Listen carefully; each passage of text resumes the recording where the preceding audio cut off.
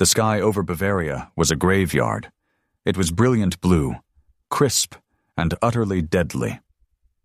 High above the clouds, a formation of American B-17 bombers droned like a swarm of angry iron wasps. They were confident. They had hundreds of P-51 Mustangs protecting them. They owned the air. The tail gunner of the lead bomber scanned the horizon. He chewed his gum. He adjusted his grip on the twin 50 caliber machine guns. He had seen everything this war had to throw at him. He had seen Messerschmitts. He had seen Focke-Wulfs. He knew the speed of a propeller. He knew the sound of a piston engine. Then he saw a dot. It wasn't buzzing. It wasn't spiraling. It was just growing. Rapidly. The gunner squinted. The dot didn't have a propeller. It looked like a shark without a tail, and it was moving faster than anything God or man had ever put in the sky. "Bandit at 6 o'clock!" he screamed into the intercom. "Closing fast! Too fast!" Before the pilot could even bank the bomber, the shape screamed past them. There was a sound like tearing canvas, then a sonic whoosh that rattled the bomber's frame. The gunner sat there, frozen. His gum fell out of his mouth. What in the hell was that? If you enjoy uncovering the moments that changed history forever, please take a quick second to subscribe.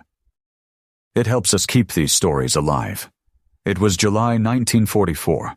The Third Reich was collapsing. The Allies were closing in from the west and the east. Cities were burning. The Luftwaffe, once the terrifying eagle of Europe, was broken. Their airfields were craters. Their pilots were exhausted children and old men. But in secret hangars hidden deep in the forests, something else was waking up. A weapon that didn't belong in this war. A weapon that belonged in the future. We are going inside the cockpit of that weapon. Franz sat strapped into the metal seat. The cockpit was tight. It smelled different than his old Bf-109. That plane smelled of gasoline and sweat. This one smelled of kerosene and ozone. It smelled like a chemistry lab. He looked at the instrument panel. It was a clutter of gauges. Temperature. Pressure. RPM. Outside, the ground crew looked nervous. They weren't just mechanics. They were scientists in grease-stained overalls. They treated this machine not like a plane, but like a bomb that hadn't gone off yet. Franz touched the throttle. In his pocket, he felt the small leather-bound diary he kept against regulations. He had written in it just that morning. The propeller is a dead branch. This machine is the storm itself. He pressed the starter. Usually, a plane would cough and sputter. The prop would hack into life. Not this one. A low whine began. It started deep in the gut of the plane. It rose in pitch, higher, higher. It sounded like a tea kettle screaming in a nightmare. "Turbine 1, stable," the radio crackled. "Turbine 2, stable." Franz released the brakes. The Messerschmitt Me-262, the world's first operational jet fighter, didn't roll forward. It surged. He was pressed back into his seat. The G-force was heavy, brutal. The runway blurred into a gray streak. The trees at the end of the field were coming up way too fast. "Rotate," he whispered to himself. He pulled back. The earth vanished. There was no vibration, no rattling of the stick, just pure, unadulterated thrust. He was climbing at an angle that defied physics. He looked down. The world was small. The war was small. "White 1 to tower. I am Angels 20. Climbing." "Copy, White 1. Targets are north. Heavy formation." The voice in his ear was static, but the sky around him was crystal clear. He leveled off. He looked at his airspeed indicator. 540 miles per hour. He was untouchable. But there was a problem. The technology was too new. It was raw. The Junkers Jumo 004 engines hanging under his wings were miracles of engineering, but they were temperamental beasts. If he pushed the throttle too fast, they would flood. They would catch fire. If he pulled back too quickly, they would flame out. He was riding a razor blade. "Watch your temps, Franz," his wingman's voice came over the radio. "I see them," Franz replied. Ahead, the sky was filled with black dots, the American bomber stream. It looked like a river of metal flowing toward Munich. Franz felt a cold knot in his stomach. Not fear. Focus. He armed the weapons, 4 30mm Mk108 cannons in the nose. These weren't machine guns. They were sledgehammers. One hit could tear a bomber in half. "Attack speed," Franz said. He pushed the nose down. The whine of the engines turned into a roar. The speed built up. The air rushing over the canopy hissed. He saw the escort fighters, the P-51 Mustangs. They were excellent planes. But to Franz, they looked like they were standing still. He dove right through their formation. A Mustang pilot banked hard to intercept him. It was useless. Franz was gone before the American could even line up his sights. It was like a race car passing a bicycle. Franz lined up on a B-17. The bomber grew in his sights. Huge. Lumbering. "Closer," he whispered. "Closer." He waited until he could see the rivets on the bomber's wing. He waited until he could see the turret gunner turning toward him. He squeezed the trigger. Thump, thump, thump, thump. The plane shuddered as the heavy cannons fired. Tracers flashed out. They connected with the bomber's right wing. There was a flash of orange light, a cloud of debris. The wing simply separated from the fuselage. The giant bomber began a slow, sickening spiral towards the earth. "Splash one," Franz said. No emotion, just data. He pulled up. The vertical climb was violent. He shot straight up into the sun, leaving the chaos behind. This was the power of the jet. He dictated the terms. He decided when to fight and when to leave. But then, the red light on his panel flickered. Fuel. The Jumo engines drank kerosene like water. He had been in the air for only 30 minutes, and he was already running on fumes. Tower, White One. Bingo fuel, returning to base.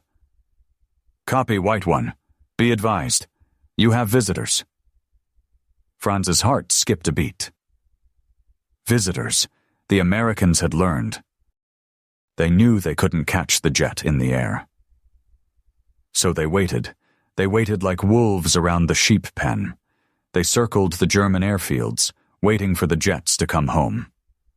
Landing was the Me-262's weakness. To land, Franz had to slow down. He had to fly straight and level. He was a sitting duck. He dropped his altitude. The airfield came into view. He saw smoke rising from the runway. A crater. "Damn it," he hissed. He checked his 6. Clear. For now. He lowered the landing gear. The drag slowed him down instantly. The plane felt heavy, sluggish. The majestic shark became a brick. Gear down, flaps down. He was committed. He couldn't accelerate again. If he slammed the throttle now, the engines would explode. Suddenly, tracers zipped past his canopy. Green streaks of light. Bandits, 4 o'clock. Low. A Mustang was diving on him. Franz gripped the stick. He couldn't turn. He was too slow. If he turned, he would stall and crash. "Come on! Come on!" He urged the ground to come closer. The Mustang was closing. He could hear the rattle of its machine guns over the whine of his own engines. Bullets pinged off his fuselage. One punched a hole through his right wing. "Franz, brake left." "I can't." He was 50 feet off the ground. The Mustang pilot got greedy. He dove too steep. He had to pull up to avoid hitting the trees. Franz slammed onto the runway.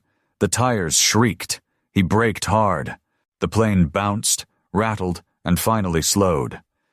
He taxied toward the trees, under the camouflage netting. His hands were shaking. He couldn't stop them. The mechanic climbed up onto the wing and opened the canopy. The fresh air rushed in. "That was close," the mechanic said. He looked at the hole in the wing. Franz unbuckled his helmet. He was soaked in sweat. He felt older than his 24 years. "Did you get one?" the mechanic asked. "Yes," Franz said. He stared at the smoking engines. "But it doesn't matter." "Why?" "Because there are 1,000 of them, and only 6 of us." That night Franz sat in his barracks. The candlelight flickered against the concrete walls. Outside, the sirens were wailing again. Another raid. He opened his diary. His hand hovered over the page. He wrote, "We are flying the future, but we are doing it in the past. It is too late. The miracle has arrived at the funeral." The Me-262 was a technological marvel that shattered the paradigm of aviation. It was the first time in history a pilot could fly faster than 500 miles per hour in combat. It had swept wings, a design feature that is standard on every airliner and fighter jet today. Archival records confirm that the Me-262 claimed over 500 Allied aircraft. It terrified Allied intelligence.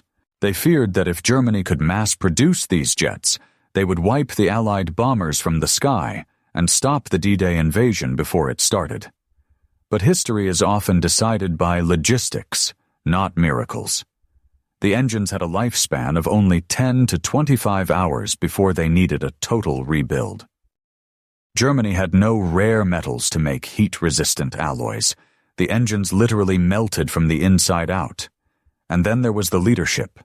Hitler demanded the jet be used as a bomber, not a fighter.